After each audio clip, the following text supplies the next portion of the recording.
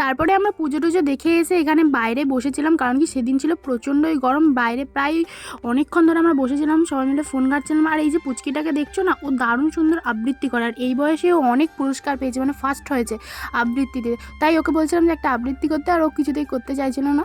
যাই হোক, তারপর আমাদের নিচে হচ্ছিল না, আমরা আবার ছাদে চলে গিয়েছিলাম। ছাদে প্রায় আমরা 11টা 12টা পর্যন্ত বসেছিলাম, দারুণ সুন্দর বাতাস দিচ্ছিলো ছাদে।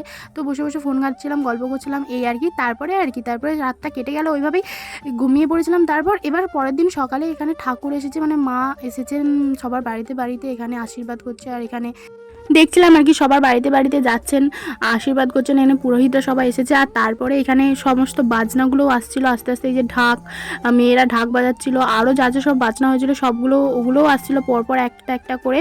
তো ওগুলোই দাঁড়িয়ে দাঁড়িয়ে দেখছিলাম।